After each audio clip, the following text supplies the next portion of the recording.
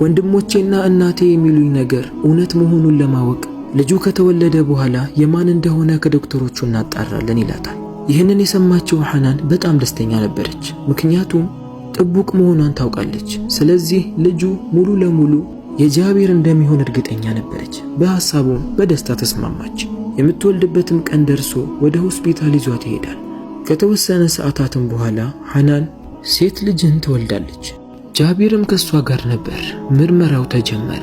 ሐናን እርግጠኛ ብትሆንም ነገር ግን ልቧ መምታት ጀመረ። የምርመራው ውጤትም ደርሶ ውጤቱ ሲነገራቸው በሰማችው ነገር ሐናን በጣም ደነገጠች። የተወለደው ልጅ የጃቢር እንዳልሆነ ነበር የተነገራቸው። ጃቢርም ይህንን ሲያውቅ መጮህ ጀመረ። አየሽ አይደል እናትና ወንድሞቼ ልክ ናቸው። እነሱን መስማቴም ጥሩ ነው። ደግ አድርጌያለሁ። አንቺ በጣም መጥፎ ሰው ነሽ። ከእንዳንቺ አይነት ሰው ጋር መኖር የለብኝም ብሎ እዛው ጥሏት ወደ ቤትም ሳያደርሳት ምንም ሳይላትም ጥሏት ይሄዳል። በዚህም ሐናን በጣም ልቧ ተሰበረ። ምርመራው ድጋሚ ይካሄድ፣ እዚህ ባይሆንም ሌላ ሆስፒታል ምርመራ ይደረግ እያለች ብትጮህም ነገር ግን ማንም ሊሰማት አልቻለም። ወደ እሷ ጋርም የጃቢር አንድ ወንድም ገባና የተወሰኑ ገንዘቦችን ጠረጴዛ ላይ አስቀምጦላት በዚህ የምትፈልጊውን ነገር ማድረግ ትችያለሽ፣ ነገር ግን ድጋሚ ወደኛ ቤት ተመልሰሽ እንዳትመጪ ይላትና ጥሏት ይሄዳል። ሐናን ምንም አማራጭ አልነበራትም። መጀመሪያም ተስፋ ቆርጣለች። አሁን ጥላት ሲወጣ ብዙም አልተሰማትም። ወደ ቤት ገባች። 3 ልጆቿን ብቻዋን ማሳደግ ጀመረች። ለተወሰነ ወርም በተሰጣት ገንዘብ ከቆየች በኋላ ልጇ እየጠነከረ እንዲሁም እሷም እየጠነከረች ስትመጣ እንደ ሌላ ቀኑ ወጣ የሰው ቤትን በማጽዳት ልብስ በማጠብ በምታገኘው ገንዘብ ልጆቿን ለማኖርና ለመቀለብ ትወስናለች። ሐናን ከሷ ቤት አቅራቢያ አንድ አዛውንት ጎረቤት ነበራት። ይህች አዛውንት በጣም መልከ መልካምና ሐናንን በጣም ተወዳት ነበር። ታሪኳን ሙሉ ስለምታውቅ በጣም ታዝንላታለች።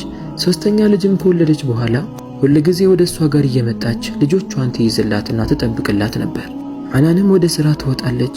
ሰለቸኝና ደከመኝ ሳትል ያገኘችውን ሥራ እየሰራች ለልጆቿ መኖር ጀመረች። አንድ ቀንም ደክሟት ከሥራ ወደ ቤት ስትመለስ በሯ ላይ አንድ ሰው ቆሞ ተመለከተች። በደንብ ጠጋ ብላ ስትመለከተው ጃቢር ነበር።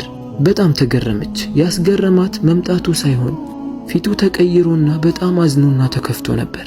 ጃቢርም ሐናንን ሲመለከታት አንገቱን አቀርቅሮ እንባ ከዓይኖቹ እየወረደ ሐናን እባክሽ ይቅርታ አድርጊልኝ፣ ያደረኩት ነገር አግባብ አልነበረም። ዶክተሩ በራሱ እኔ ጋር መጥቶ ልጁ የኔ እንደሆነ ነግሮኛል። ወንድሞቼ ናቸው ለሱ ገንዘብን ከፍለው የውሸት ምርመራን እንዲያደርግና ልጁ የኔ እንዳልሆነ እንዲመሰከር ያደረጉት። እሱን ሁሉ ለኔ ነግሮኛል። ዶክተሩ ልጁ ታመመበትና በህመም ሲሰቃይበት ያደረኩት በደል አለ ብሎ ሲያስብ ይሄ ነበር የመጣለት። ለዛ ነው ያደረገውን ወንጀል በግልጽ የነገረኝ። እባክሽ ሐናን እኔም አንቺ ላይ እንደዚህ መጨከን አልነበረብኝም። እሱ ብቻ አይደለም አለና ማልቀስ ጀመረ። ትንፋሹንም እንደምንም ሰብስቦ እናቴም ሞታለች። ስትሞትም የተናዘዘችው አንድ ነገር አለ። አንቺ ላይ ባደረገችብሽ በደል አምና ይቅርታን ጠይቁልኝ ብላለች። አስከትላም እንዲህ አለች፣ ቤት ውስጥ የምታዩት ሀብትና ንብረት የኔ አይደለም። ንብረቱ የኔ ሳይሆን የወንድሜ ነው። ወንድሜ ማለት የሐናን አባት። ስለዚህ እኔ ሞቼ አላህ ዘንድ ከመጠየቅ ንብረቱን ሙሉ በሷ ስም አዙሬዋለሁ፣ ለሷ ሰጧት ብላ ባደረገችው ነገር አዝና እያለቀሰች ነው የሞተችው ይላታል። ይህንንም የሰማችው ሐናን በጣም ተደሰተች።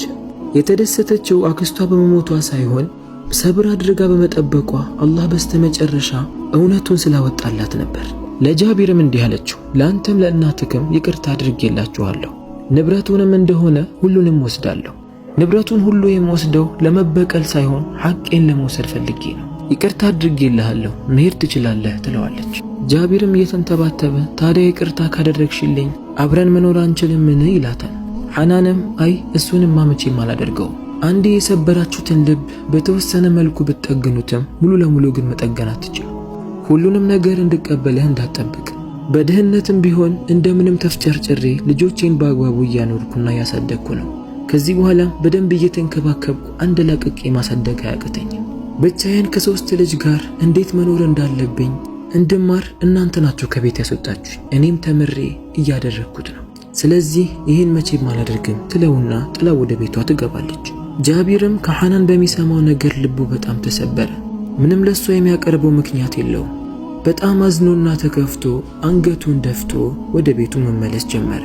በአሁን ሰዓት ጃቢር ሐናንን እንዲያገባ የሚፈልገው እሱ ብቻ ሳይሆን ወንድሞቹ ሁሉ እንደምንም ሐናንን አሳምኗት እንዲያገባትና አብሯት እንዲኖር እየወተወቱት ነበር።